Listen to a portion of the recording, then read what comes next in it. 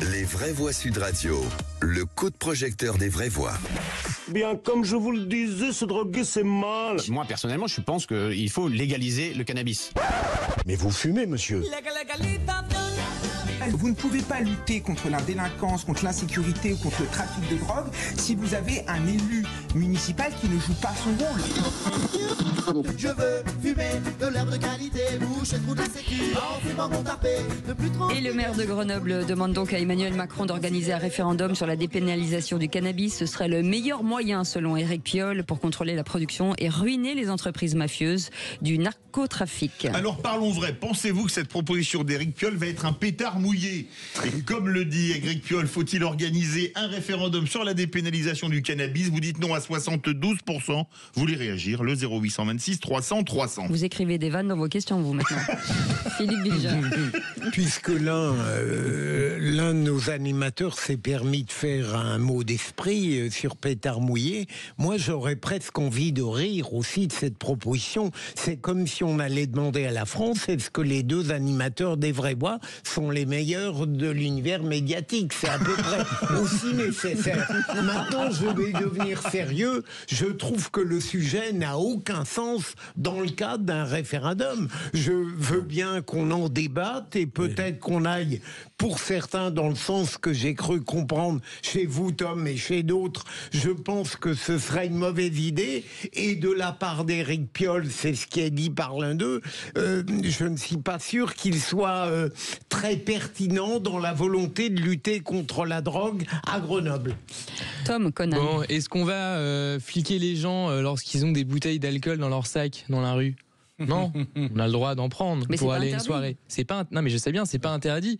Or, les effets de l'alcool sur l'organisme, sur la vie sociale, sur la santé en général sont, il me semble, tout aussi graves comme la cigarette, que le fait de prendre des joints. Il y a une grande différence. Il y a sans doute des différences. C'est l'excès qui fait. Oui, bien sûr, évidemment, l'excès. Voilà. L'alcool mais donc, ne fait pas commettre des délits. Fondamentalement si on boit trop, il me semble qu'après en prenant sa voiture on peut causer des accidents, on peut après je sais pas être agressif, enfin il y a beaucoup de gens, il me semble quand même il y a des gens qui battent leurs femmes, etc. Il y a plein de choses qui se passent avec des excès de l'alcool, donc il me semble que l'alcool c'est quand même... C'est pas parce qu'ils boivent de l'alcool qu'ils battent leurs femmes, bien sûr, mais c'est les excès de l'alcoolisme, et donc moi j'ai toujours pensé que l'alcool était une forme de drogue, pour le dire autrement. Les excès de l'alcool évidemment étaient problématiques lorsqu'on le prend avec modération. Et l'amour, c'est pas de la drogue. Je vois aucun problème. L'amour, c'est aussi la drogue. Mais donc, de ce point de vue-là, pourquoi est-ce qu'on ne lutterait pas donc autant pour l'alcool, contre la consommation excessive d'alcool? Voilà. Donc, de ce point de vue-là, si on veut aligner en effet les drogues dans leur gravité, si j'ose dire, et à ce moment-là, on pourrait effectivement soit interdire l'alcool également, mais je suis pas forcément favorable à ça, soit légaliser en effet ce qu'on appelle les drogues douces, même si je sais que ce terme est très très polémique et qu'il n'y a pas vraiment de drogue douce puisqu'il y a un effet d'accoutumance qui peut exister, y compris avec la marijuana. Non, mais bien sûr. Je suis tout à fait d'accord avec ça. Mais donc il y a une hypocrisie. Tout ce que j'essaie de dire en fait, c'est qu'il y a une hypocrisie. Donc est-ce qu'effectivement les moyens de la police seraient pas mieux en étant sur d'autres types de trafic? C'est possible, mais je suis évidemment pas un expert. Bon, on a quoi, 1,5 million de consommateurs quotidiens de cannabis en France. Et un peu plus d'1 million de cocaïne. Oui, aussi, il ne faut pas l'oublier. Mais je ne vois pas ce que vient faire le sujet, ou ce sujet de la part de ce maire de Grenoble.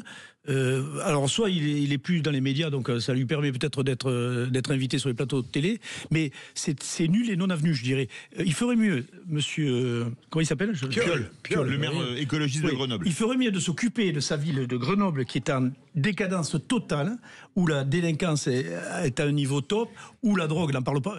Il faudrait mieux vraiment de s'occuper de ce sujet-là, plutôt que de lancer une espèce d'idée farfelue de dire on fait un référendum. C'est à la mode maintenant, effectivement. Il y a des sujets bien plus importants sur lesquels on peut faire des référendums, effectivement, mais là-dessus, je vois pas l'intérêt. Mais si vous me permettez, dans le micro. Bruno, vous trouvez que l'idée est bonne ou pas, dépénaliser ou pas? Ah mais non, il n'y a aucune raison de dépénaliser. Non, c'est une substance interdite. Point final. Moi, je suis un mulet, moi. Il y a des règles, on les respecte.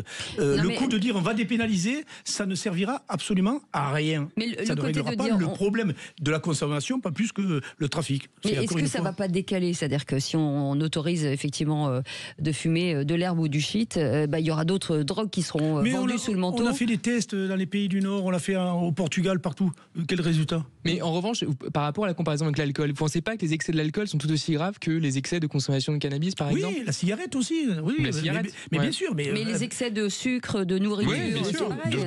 Bien sûr. Là, le cannabis, c'est une substance interdite. Non, mais je trouve que sur l'alcool, il y a un côté, on sait plus ce qu'on fait, et c'est assez comparable de ce point de vue-là, je trouve. Mais si vous buvez un verre d'alcool ou deux verres d'alcool, pas de l'alcool à 80 degrés, évidemment. Mais c'est comme si on pourrait la même chose sur une table d'un joint, on pourrait dire la même chose. Oui, mais si on dans fume une soirée, un joint, c'est ça assez a des comparable. conséquences sur le cerveau direct. La drogue, c'est le ressort central d'énormément d'infractions, Tom. On peut dire que l'alcool conduit à être violent, à mal conduire, mais ça n'est pas à la base de toute la délinquance. Non, mais pour les morts au volant, c'est quand même des milliers de morts par an. Il me semble que l'alcool, c'est quand même souvent un facteur de risque assez important. Délinquance, que c'est intéressant ce que tu dis, Philippe, parce que c'est vrai que l'alcool et tout ça ne génère pas la prohibition. Al Capone, c'était l'alcool, c'était pas la drogue. Oui, bien sûr. Donc voilà, on n'est pas sur les mêmes sujets. Moi, je pense plus au côté délinquance pure, parce que c'est le sujet. Mais la question, Éric Piolle dit que ça permettra de contrôler la production et ruiner les entreprises mafieuses du narcotrafic. Mais la ça production, veut dire quoi? il va dans le RIF, il va voir le roi du Maroc. Mais ça veut dire que dans ces cas-là, on fait comme pour les cigarettes, on autorise la vente dans des bureaux de tabac ou des coffee shops comme aux Pays-Bas.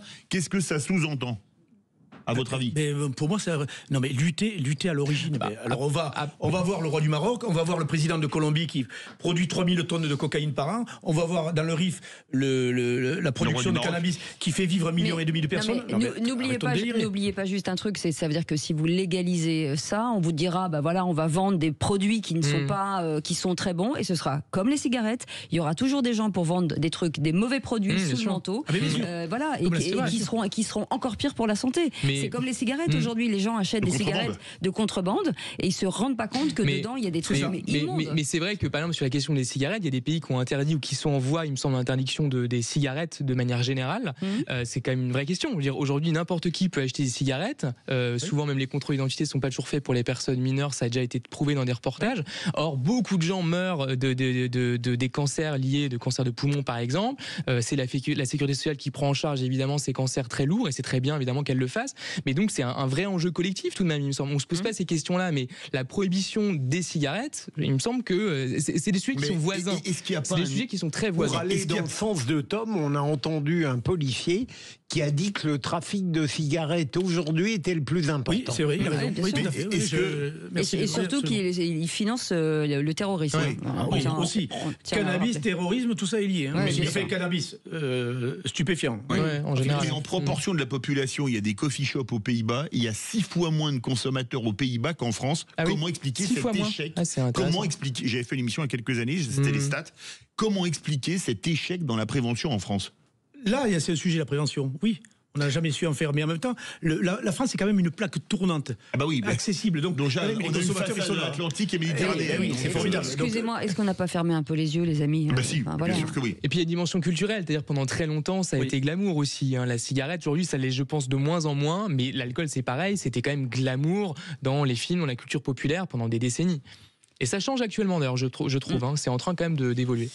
Mais là où on ne se rend pas compte, c'est les drogues parallèles. Attention, il y a toutes les drogues de synthèse et compagnie qui sont. En revanche, vous pouvez vous droguer aux vraies voies. Ça, c'est très bon pour la santé. C'est une dépendance absolue. Mais oui, c'est ça. C'est sans risque. Vous savez qu'on y travaille justement pour vous rendre dépendant.